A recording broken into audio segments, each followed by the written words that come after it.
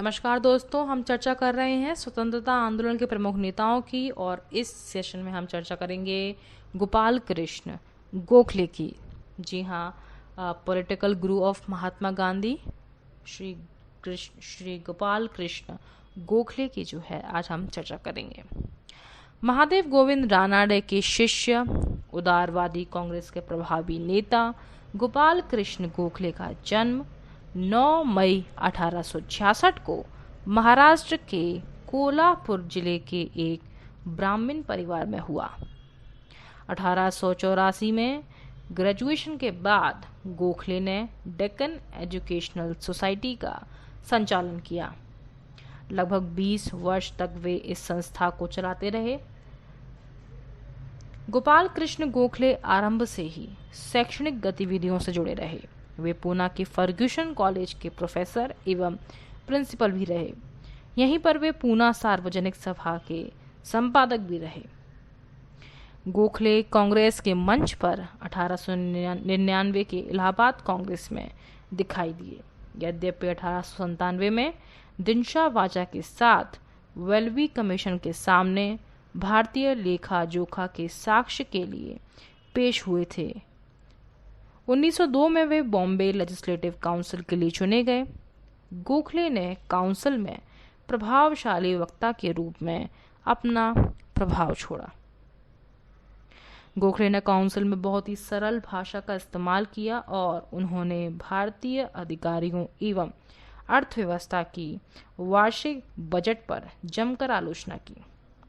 उन्होंने सरकार को सिविल सर्विस में भारतीयों के साथ भेदभाव की नीति को उजागर किया और सरकार की जमकर आलोचना की। गोपाल कृष्ण गोखले ने भारतीय राष्ट्रीय कांग्रेस के जॉइंट सेक्रेटरी के पद पर कार्य किया। 1906 में वे इंग्लैंड गए और वहां सरकार के बंगाल विभाजन की नीति पर जनता का ध्यान आकर्षित किया। यहाँ यह भी स्पष्ट करने का प्रयत्न किया कि किस प्रकार बंगाल विभाजन से हालात बिगड़ गए थे। इसके अलावा गोखले सरकारी एवं गैर सरकारी दोनों क्षेत्रों में महत्वपूर्ण भूमिका अदा की। 1905 में गोखले कांग्रेस के बनारस वार्षिक अधिवेशन के अध्यक्ष रहे एवं कांग्रेस की परंपरागत नीति पर कायम रहे। 1910 में गोखले पुनः इंपीरियल लेजिस्लेटिव काउंसिल के लिए चुने गए। उन्होंने इंडियन पब्लिक सर्विस कमीशन के सदस्य के रूप में कार्य किया और मांग की कि भारतीयों की इंडियन सिविल सर्विस में संख्या बढ़ाई जाए। 1910 से 13 के दौरान गोखले ने इंपीरियल लेजिस्लेटिव काउंसिल के माध्यम से भारतीयों को अनिवार्य शिक्षा योजना को तैयार करवाया। 1905 में गोखले ने एक महत्वपूर्ण संगठन की स्थापना की जिसे भारत सेवक समाज सर्वेंट्स ऑफ इंडिया सोसाइटी कहा गया। 1915 में गोखले की मृत्यु हो गई। गोखले का राजनीतिक दर्शन उदारवादी सिद्धांतों पर आधारित था। वे कांग्रेस की स्थापना के बाद के 20 वर्षों में कार्य कर रहे थे, इसलिए उनका दृष्टिकोण सुरक्षात्मक था। वे कोई ऐसी गलती नहीं करना चाहते थे जिससे नाराज होकर ब्रिटिश सरकार कांग्रेस को गैर कानूनी घोषित कर दे और वह अपनी भ्रूण अवस्था में ही समाप्त हो जाए। गोखले वास्तव में राजनीतिक आंदोलन के वैधानिक उपायों के समर्थक थे। उनकी पूरी आस्था सरकार के प्रति थी। वे शांतिपूर्ण ढंग से अपनी मांगें सरकार के सामने रखना चाहते थे। वे प्रतिनिधि सभाओं के सदस्य के रूप में कार्य करते हुए भी कभी सरकार से सक्रिय संघर्ष करने का प्रयत्न नहीं किया।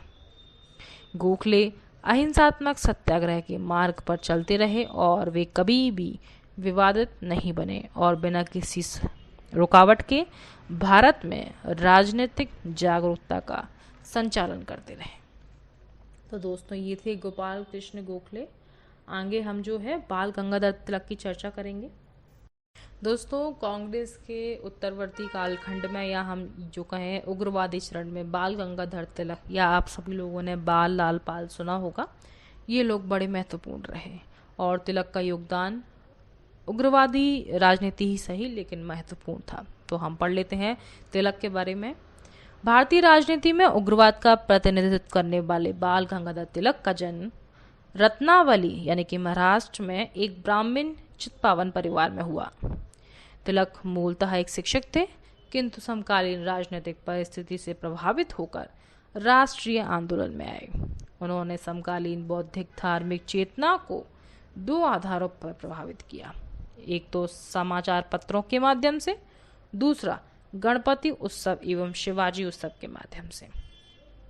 तिलक ने अपने समाचार पत्रों यानी कि मराठा एवं केसरी के माध्यम से जनता में अपनी पकड़ मजबूत की। उन्होंने सरकार के खिलाफ अपने अखबारों में लिखकर जनसाधारण को सरकार के नकारात्मक कार्यों की ओर जनता का ध्यान आकर्षित किया। परिणाम स्वरूप चापेकर बंधुओं ने पूना के प्लेग कमिश्नर रैंड की हत्या कर दी। तिलक ने दो प्रकार के उत्सवों के माध्यम से जनता पर अपना महत्व उजागर किया। एक था गणेश उत्सव, जिसके माध्यम से उन्होंने जनता में धार्मिक भावना का जागरण किया। वहीं शिवाजी उत्सव के माध्यम से शिवाजी के चरित्र को जनता के सामने प्रस्तुत कर उनमें वीरता की भावना का संचार किया। तिलक पहले व्यक्ति थे जिन्होंने कांग्रेस के उदारवादी नेताओं के सुर में सुर नहीं मिलाए। उन्होंने कांग्रेस के आरंभिक 20 वर्षों की उपलब्धियों को पैनी नज़र से देखा और उसकी आलोचना की और कांग्रेस की नीतियों में परिवर्तन लाने का भी प्रयत्न किया। उन्होंने राष्ट्रीय आंदोलन को विरोध का एक नया स्वर दिया। उन्होंने स्पष्ट शब्दों में कहा कि स्वराज हमारा जन्मसिद्ध अधिकार है और हम इसे लेकर रहेंगे।